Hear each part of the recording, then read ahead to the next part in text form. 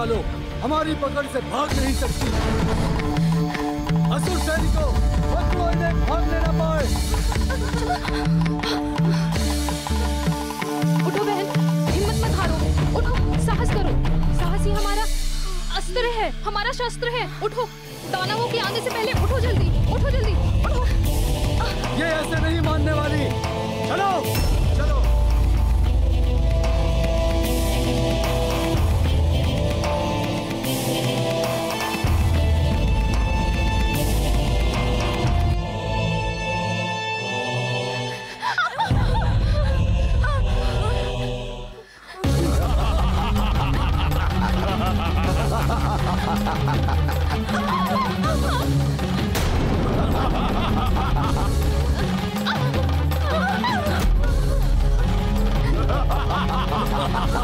ब्रिजमंडल में ऐसी सुंदर स्त्रियां आश्चर्य है।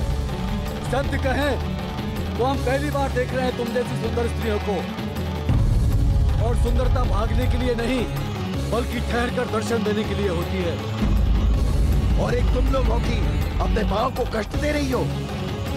ये सुंदरता पर अन्याय है। हम भूल कर बैठे थे कि गोकुल में सिर्फ गौओं का वास है। हमें नहीं मालूम था कि गोकुल में इतनी सुंदर स्त्रियां भी वास करती हैं।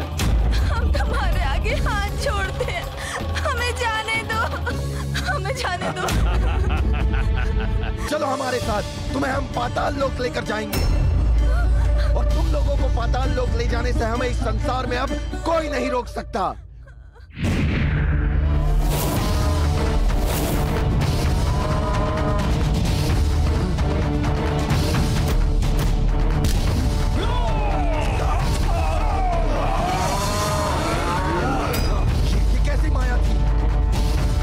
समझ नहीं आया, स्त्रियां गौओं के रूप में थी या गौएं स्त्रियों के रूप में। चाहे जिस भी रूप में हो, हम उन्हें नहीं छोड़ेंगे। चलो चलो।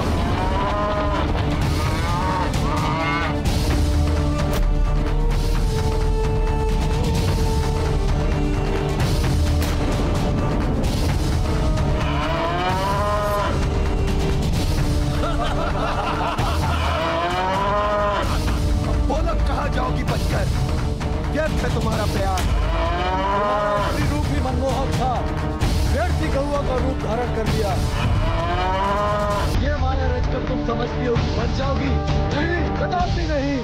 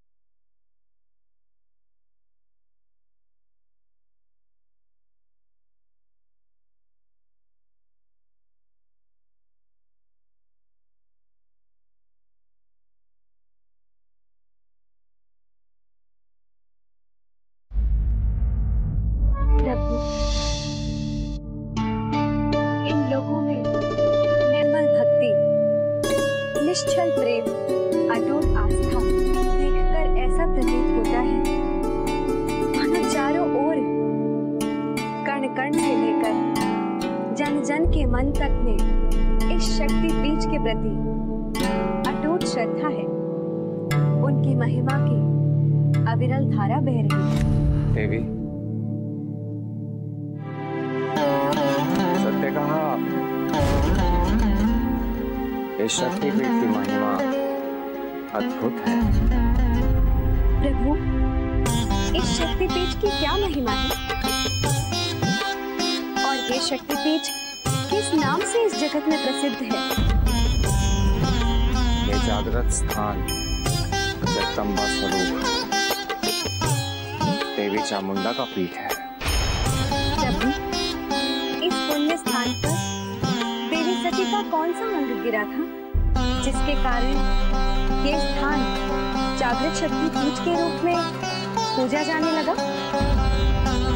यहाँ तेरी सती केश किरीट है।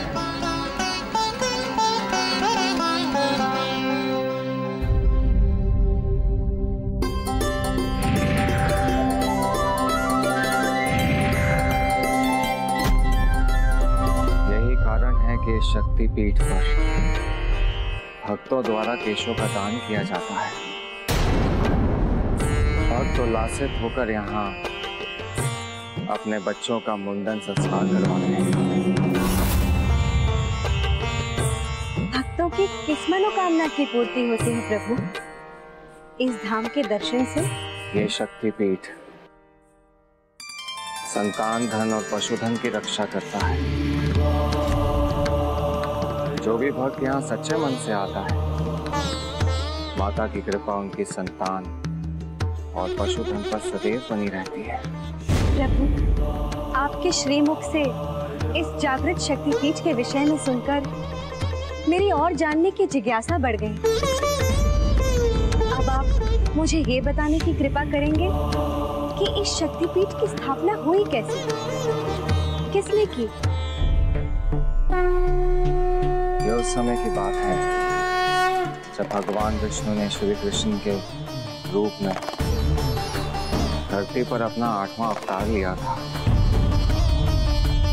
और वो गोकुल छोड़कर द्वारका चले गए थे। कान्हा, कहाँ हो तुम कान्हा? कान्हा?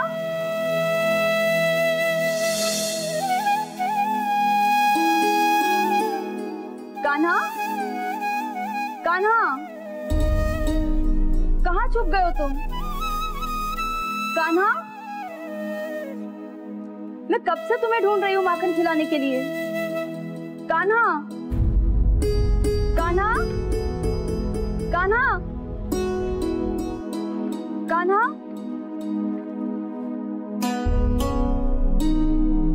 सुनो, तुमने मेरे कान्हा को कहीं देखा है क्या? कान्हा को कहीं देखा है? अरे सुनो, तुमने मेरे कान्हा को कहीं देखा है? मेरे कान्हा को कहीं देखा है तुमने? अच्छा वो आप मिल गए। क्या हुआ यशोदा? देखिए ना जाने मेरा कान्हा कहाँ चला गया है। कब से ढूंढ रही हूँ, सूर्यास्त होने को है, बार आ गए।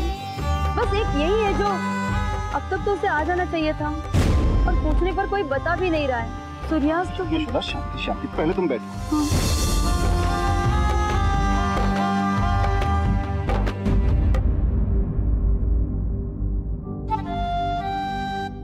यशोदा, यशोदा,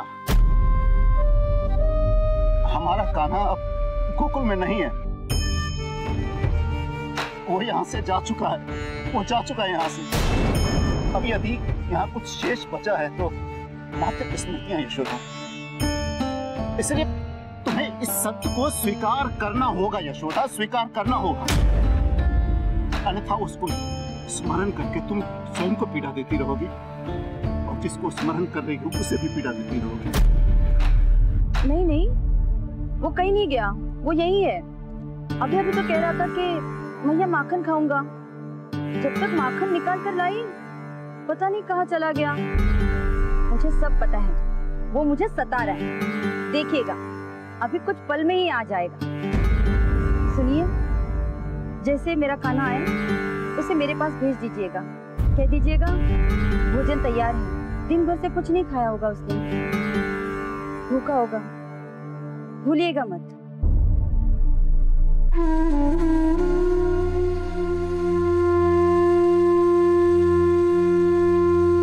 अब मैं कैसे समझाऊं यशोदा,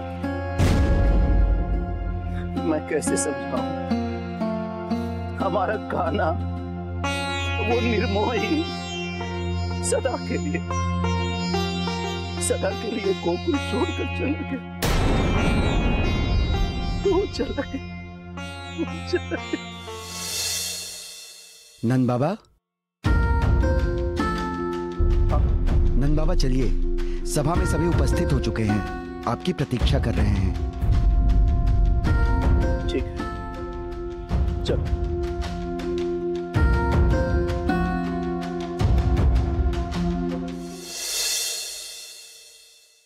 नंद बाबा, हम इतने दिनों से वृंदावन की समस्या के विषय में आपसे पूछ रहे हैं। ये गाय ना कुछ खाती है ना पीती है। इन गायों को वृंदावन में परिवार का सदस्य माना जाता है। हमसे इनका दुख देखा नहीं जाता। धनसुख, हम आपकी भावनाओं को समझते हैं। नंद बाबा, ये गाय दूध भी नहीं दे रही है और दूध नहीं देने से आय अवरुद्ध हो गया है। हमारा जीवन यापन भी कठिन हो गया है और वास्तविकता तो ये है कि अब इन गायों को पालना भी हमारे लिए कठिन हो गया है। और इतना ही नहीं नंद बाबा, इन गऊओं के कारण हमारे सर पाप चढ़ रहा है सो अलग। आज पहाड़ी से गिरकर 5 गायों की मृत्यु हो गई। क्या 5 गायें गिरकर मर गई? हाँ, अब कुछ खाएंगी पिएंगी नहीं, शुद्ध बुद्ध रहेगी नहीं तो मरेगी ही ना। किंतु श्रीधर को उनकी मौत का कारण कुछ और भी हो सकता है। नहीं नंद बाबा, कोई अन्य कारण नहीं है। सभी गायें बीमार थी। जब हम उन्हें चराने ले जाते हैं तो चरती नहीं है, चुपचाप शांत खड़ी रहती। नंद बाबा, कान्हा के जाने के बाद जैसे इन्होंने जीवन का मोह ही छोड़ दिया हो।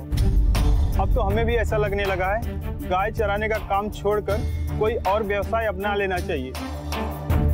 हाँ नंद बाबा, इसलिए हम अपनी इन गायों को बेच देना चाहते हैं। उससे जो धन प्राप्त होगा हम कोई दूसरा व्यवसाय आरंभ कर लेंगे जिससे हम अपनी जीविका चला सकेंगे।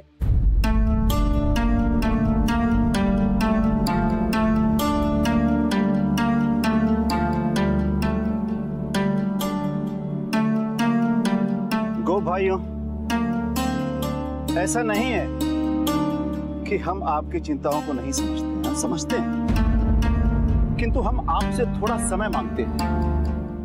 आप कृपा कर मुझे थोड़ा समय दीजिए ताकि हम सोच विचार कर कोई उचित निर्णय ले सके कि इस समय क्या करना उचित होगा।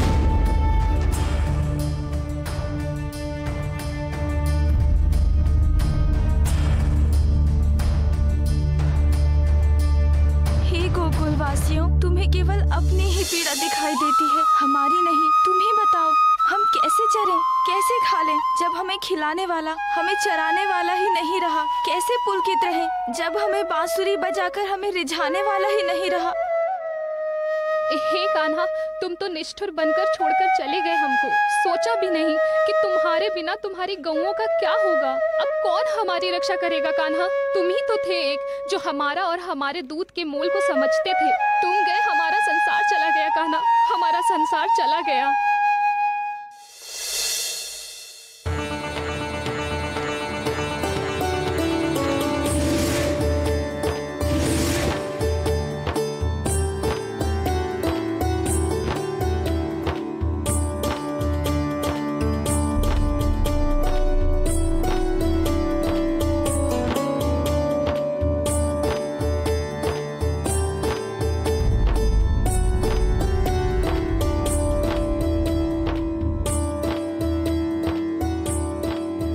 महादेव, आप सदा से मेरे आराध्य रहे हैं और संसार की परंपरा है आराध्य से वरदान मांगने।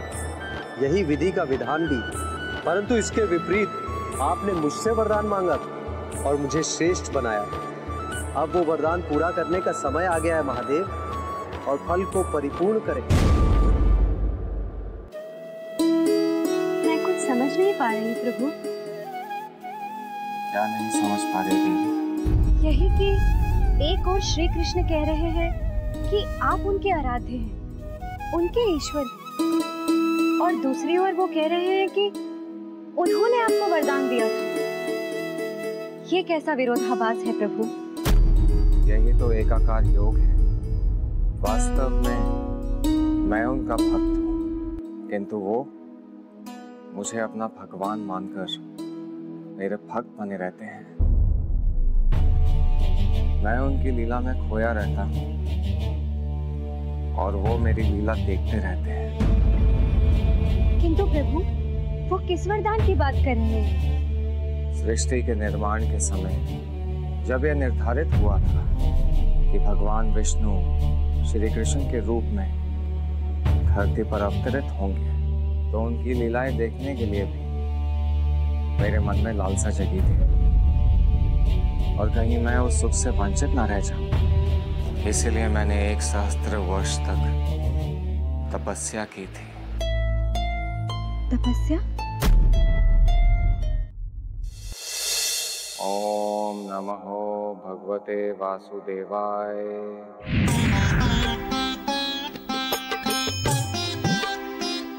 हे महादेव, आप तो स्वयं इच्छा पूर्ति कारक हैं।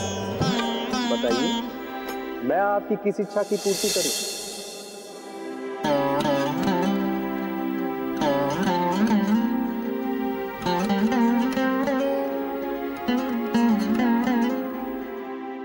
श्री हरि, आप अपने 8वें अवतार गोकुल में वास करने जाते हैं। वहां आपकी विविध लीलाएं हैं।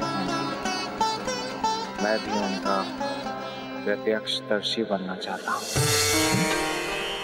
मैं भी उस गोकुल में वास करना चाहता हूं। कृपया मुझे वरदान दें कि जिस युग में भी आप वहां हो,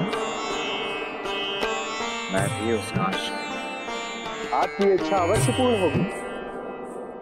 जब समय आएगा मैं आपको अवश्य बता दूंगा। ये मेरा वचन है आपसे।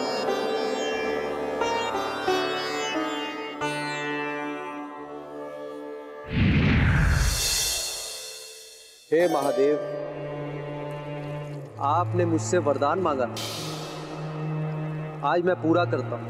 आपके भैरव रूप को मैं ब्रज रक्षक के रूप में स्थापित करता हूं। आप भूतेश्वर के रूप में जाने जाएंगे।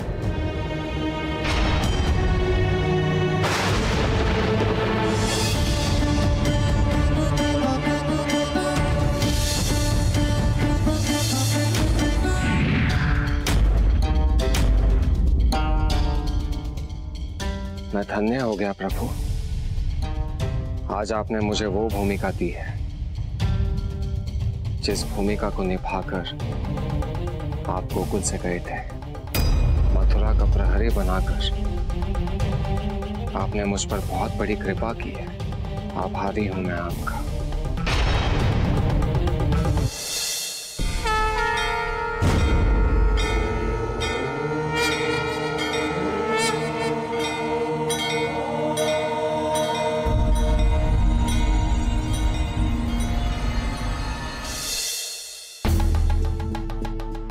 ब्रजमंडल में संकट की शुरुआत यहीं से हुई थी। मुझे जानना होगा कि यहाँ क्या घटित हुआ था।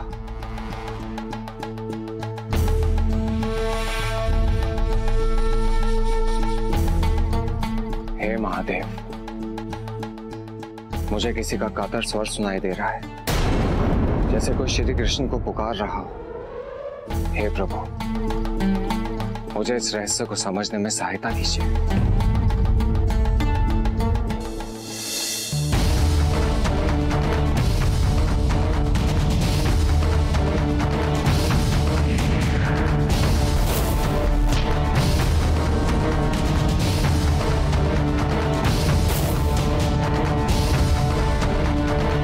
ना तुम बच सकती हो, ना ही कोई शक्ति तुम्हें बचा सकती है। अज्ञानी असुरों, तुम भुलावे में हो। ये ब्रिज मंडल है, अर्थात हमारी पवित्र भूमि। इस भूमि पर तुम जैसे पापी हमारा स्पर्श तक नहीं कर सकते। पकड़कर कहीं ले जाना तो बहुत दूर की बात है।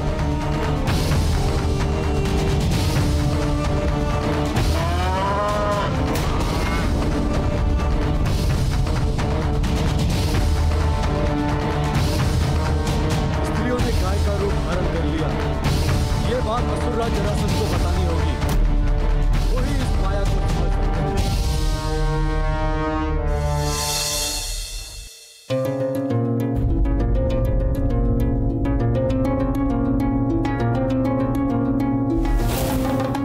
मुझे जानना होगा कि ये असुर कौन थे, कहां से आए थे, इनके आने का प्रयोजन क्या था, और ये गौओं के शत्रु क्यों बने थे। जब तक मैं ये भेद जान नहीं लेता, तब तक मैं गौओं की रक्षा नहीं कर पाऊंगा। कौन है वो जो गोकुल को हानि पहुंचाना चाहता था? कहीं ऐसा तो नहीं इन असुरों का संबंध श्री कृष्ण के घोर शत्रु जरासंध से जुड़ा हो? एक वही है जिसके कारण उन्हें मथुरा छोड़कर द्वारका जाना पड़ा। यदि ऐसा है तो ये भेद केवल जरासंध की राजधानी मगध में ही सामने आ सकता है।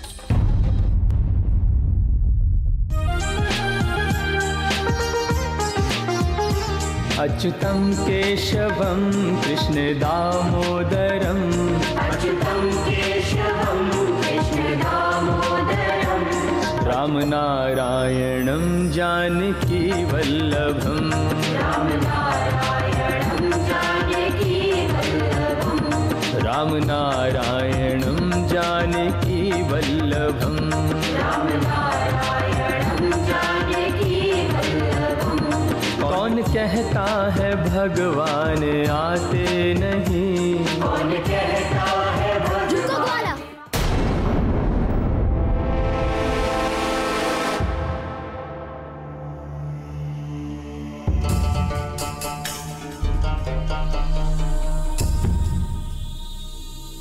कौन हो तुम? कहाँ से आए हो? और भ्रमण करता आगे। तुम नहीं जानते ये किसकी नगरी है? किसकी? तुम जिसका गुणगान गा रहे हो ना, उसके घोर शत्रु महाराज जरासंध की नगरी है ये। और उन्हीं की नगरी में आके तुम उन्हीं के शत्रु कृष्ण का भजन गा रहे हो। परंतु कृष्ण का भजन तो सारा संसार गाता है दीदी। संसार की बात मत करो। जिस धरती पर खड़े हो वहाँ के नियम को देखो। इस धरती पर दोबारा कृष्ण का नाम लिया तो जीवित नहीं बचोगे तुम। क्षमा करिए देवी, मैं आपको पहचान नहीं पाया। कौन है आप? और कृष्ण के नाम से आपको इतनी घृणा क्यों, इतना बैर क्यों? हम महाराज जरासंध की पुत्रियां हैं। महाराज कंस की विधवा पत्नियां प्राप्ति और अस्थि। हमारे सुहाग को उजाड़ा है उसने, हमें वैधव्य को पहुंचाया। उसका नाम दोबारा लेने की भूल मत करना, अन्यथा उसका अस्तित्व मिटाने से पहले हम तुम्हारा अस्तित्व इस धरती से मिटा देंगे। इंदु देवी, जिस प्रभु कृष्ण की महिमा को आप एक छोटे से भूमंडल रथ से नहीं मिटा सके, उसका अस्तित्व आप संसार से कैसे मिटा सकते? आपके पिता स्वयं ये कार्य वर्षों से करने का प्रयास कर रहे हैं, परंतु वो अब तक सफल नहीं हो पाए। वाले, महाराज जरासंध की सफलता और असफलता का अनुमान तुम मत लगाओ। शीघ्र ही वो द्वारका पर आक्रमण करेंगे और उस कृष्ण को बंदी बना लेंगे। एक और द्वारका जलेगी और दूसरी ओर वो गोकुल, जहाँ कृष्ण के नाम के भजन गाए जाते हैं। एक साथ दो स्थानों पर आक्रमण? क्षमा करें देवी, परंतु ऐसी रणनीति तो कोई मूर्ख भी बना सकता है। मूर्खता पर तो हमें तेरी दया आ रही है। समझ नहीं आ रहा इस धृष्टता पर तुम्हें मृत्यु दंड दे या तुम पर हंसे। अर्थात गोकुल का सर्वनाश जरासंध नहीं करेंगे, करेगा कोई और। कोई और?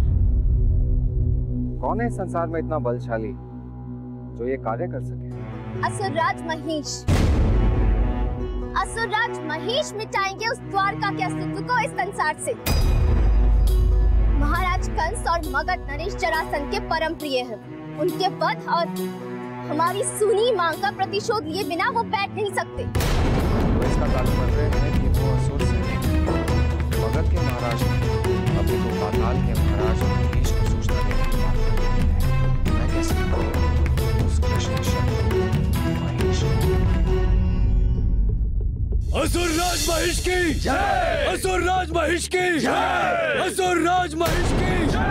असुरराज महेश की जय!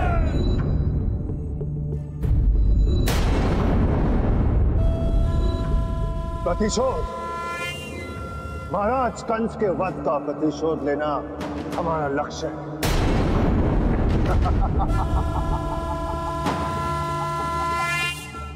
उस ग्वाले द्वारा ली गई एक एक श्वास महाराज कंस की स्मृतियों का अपमान है।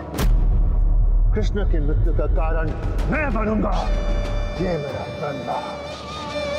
किंतु उसके पहले उन गोकुल वासियों को मेरे क्रोध का भोजन बनना होगा। वही गोकुलवासी जिन्होंने महाराज कंस के विरोध जाकर उस कृष्ण को शरण दी। असुरराज महिष की जय! असुरराज महिष की जय! महाराज महिष को हमारा प्रणाम। कहो, क्या समाचार लाया ब्रजमंडल से? महाराज, कृष्ण तो वहां से चला गया, किंतु उसकी लीला और उसकी माया आज भी वहां पर है। स्पष्ट कहो। महाराज, वहां की जो स्त्रियां हैं ना, अत्यंत सुंदर हैं। जी महाराज, आज तक ऐसी सुंदर स्त्री हमने नहीं देखी। तो फिर उन स्त्रियों को लाए क्यों नहीं मेरे पास? महाराज, उनको तो हम बंदी बनाकर लेकर ही आ रहे थे कि वो गाय का रूप धारण करके भाग गई। स्त्रियां गाय बन गई? जी महाराज, वो गाय का रूप बनाकर भाग गई और पहाड़ी से नीचे कूद गई। रोचक, अत्यधिक रोचक समाचार लाए। गोकुल की गाय भी स्त्रियां हैं। कितना आनंद आएगा जब मैं उन सब का हरण करूंगा। धन्यवाद देवी। आपकी योजना जानकर मैं ये तो समझ गया कि गोकुल पर एक महासंकट आने वाला है, परंतु अभी भी मन में एक शंका है कि जो कार्य महाबली कंस नहीं करता, वो कार्य महिष कैसे करेगा? तुम्हारी संशय का कारण है तुम्हारी अनभिज्ञता। तुम असुरराज महिष और उनकी शक्ति को जानते नहीं हो, इसीलिए ऐसा कह रहे हो। आप बताएंगे तो जान जाऊंगा। असुरराज महिष कोई साधारण नहीं है। महिषासुर असुर माता जरा के पुत्र है। वो असुर माता जिनकी शक्ति का सामना पूरे संसार में कोई नहीं कर सकता,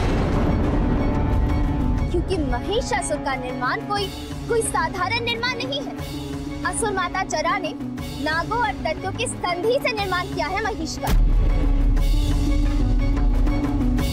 और इसीलिए उन्हें हराना असंभव है।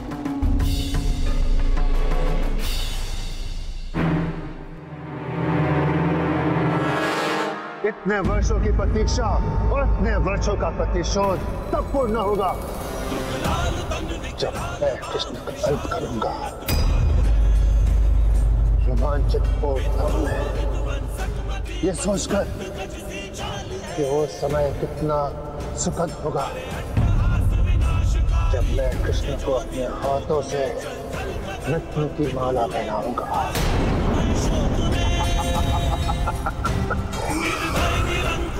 किंतु उसके पहले मैं उस रहस्य को देखूंगा कि उस गोकुल में क्या है कि वहां की गाय रिया बन जाती है।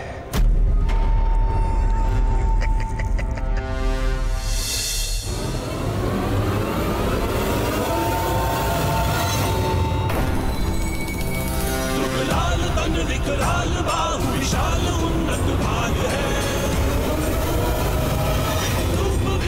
सकमती मधुमंत गज सी चाल है। करे अट्टहास विनाशकारी मेरे सैनिकों ने ठीक कहा था, गोकुल की गाय भी स्त्रियां है और वो भी अति सुंदर है।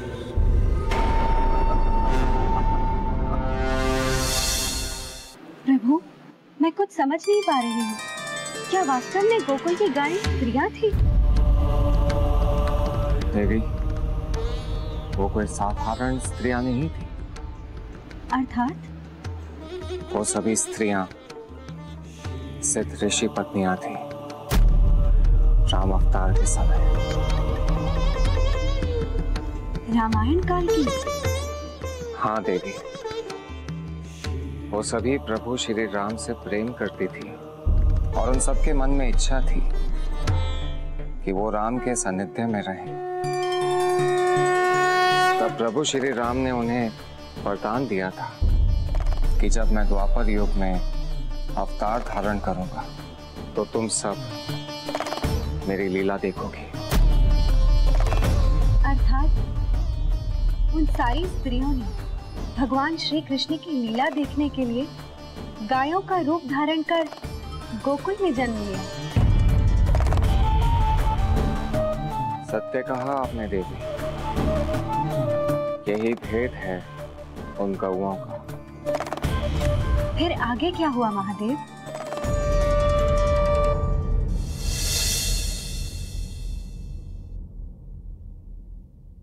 ये धन आपका हुआ और ये गौएं हमारी। बेचना तो हम नहीं चाहते थे, परंतु क्या करें, विवशता है हमारी।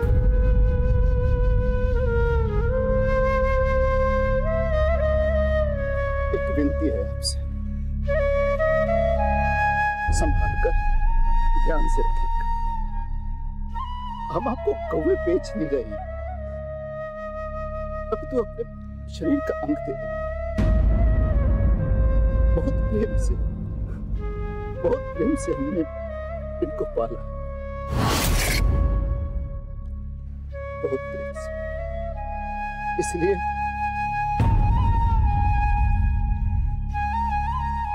नंद बाबा, अब ये गाय इनकी है, अब इन पर हमारा कोई अधिकार नहीं है।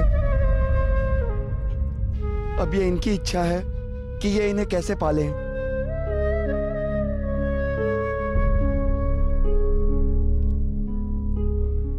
चलो चलो गाय ले जाते।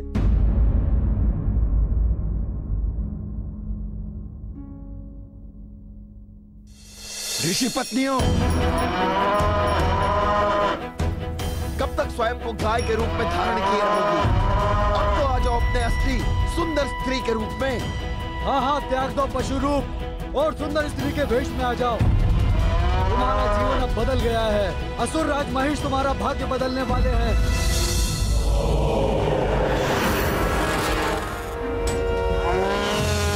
ऋषि पत्नियां, बहुत देख ली तुमने गाय के रूप में कृष्ण की लीला, अब तुम देखोगी मेरी लीला, असुर राज महेश की लीला। अब मैं तुम सबको अपनी पटरानी बनाऊंगा और अब देखता कौन आता है तुम सबको मुझसे बचाने। अब पता चलेगा गोकुल को कि प्रतिशोध क्या होता है। मेरे वंशजों और मेरे प्रिय कंस को ये मेरी श्रद्धांजलि।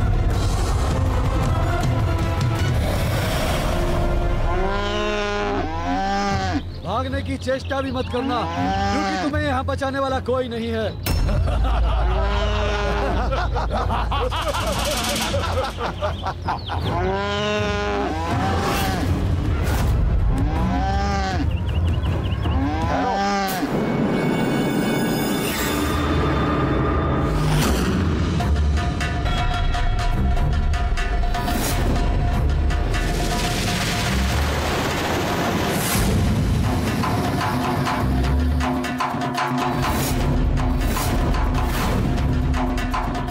वाले हट जाए यहाँ से, मार्ग छोड़ो हमारा। छोड़ तो तुम दो, इनका वो नहीं ले जा सकते तुम्हें नहीं यहाँ से। धन है ये, इस प्रकार किसी और के धन को ले जाना अनुचित है, अधर्म। ये धन पहले दूसरे का था, लेकिन अब ये हमारा है। हमने मूल्य दिया है इनका, और मूल्य देकर क्रय की गई वस्तु पर अधिकार केवल मूल्य देने वाले का होता है। वस्तु निर्जीव होती है और ये सजीव है,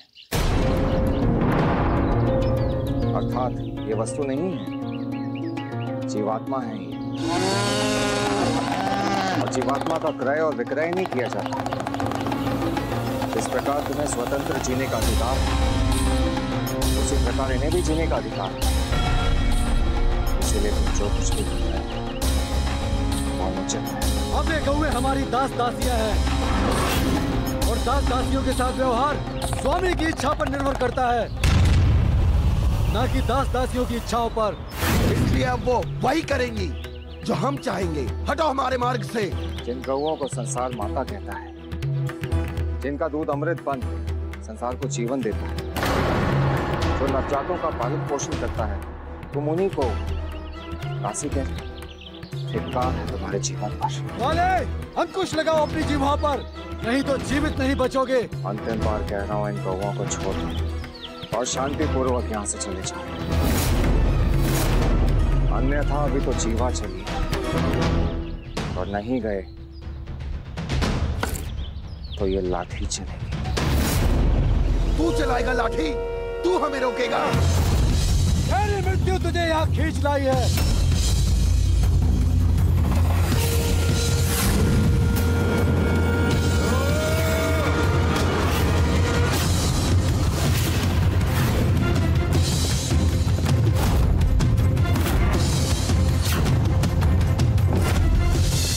देखिए देव ऋषि, देखिए मूर्ख असुरों, भैरव के साथ युद्ध करने चले। इन दृष्टिहीनों को उनके हाथों लकड़ी की लाठी दिखाई दे रही, किंतु वास्तव ये पापों का संहारक त्रिशूल है। देवराज, जब किसी की बुद्धि पर अज्ञान का आवरण चढ़ जाता है तब उसे उचित और अनुचित का ज्ञान नहीं होता। असुरों के साथ भी यही हो रहा है। आज उन्हें भैरव के हाथों उनके पाप कर्मों का दंड अवश्य मिलेगा। कर्मों का दंड सबको भोगना होता है, चाहे वो देव हो, दानव या फिर मानव। नारायण नारायण।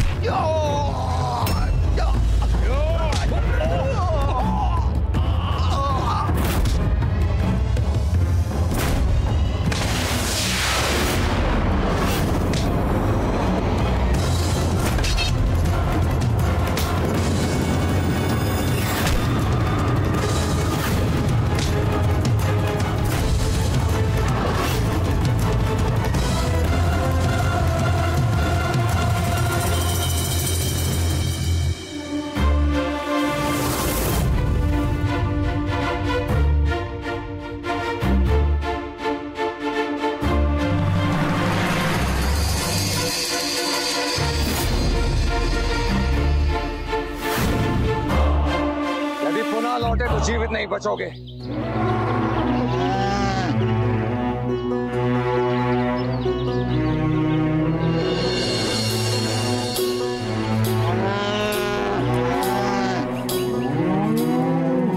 देखो माता, इन असुरों के कारण आपको बहुत कष्ट पहुंचा है, आपका बहुत अपमान हुआ है। उसके लिए मैं आपसे क्षमा मांगता हूं।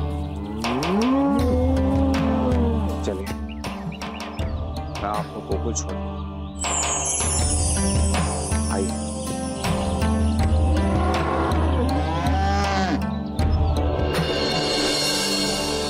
धन्य है भैरव, जिन्होंने असुरों से ऋषि पत्नियों की रक्षा की और श्री कृष्ण के सौंपे गए कर्तव्य को पूरा किया। अवश्य देवी, ऋषि पत्नियों की रक्षा केवल भैरव ही कर सकते थे, और भैरव का गोकुल में आने का एक और उद्देश्य भी था। एक और उद्देश्य? मेरी जिज्ञासा बढ़ रही है प्रभु, कृपया रहस्य उद्घाटित करें। उद्देश्य था संसार में देवी चामुंडा की शक्ति की स्थापना करना। जिस स्थान पर सती के केश गिरे थे, उसके बारे में अभी तक किसी को कुछ भी नहीं पता था। भैरव का अवतरण भक्तों को इस शक्तिपीठ की महिमा से अवगत कराने के लिए ही हुआ था।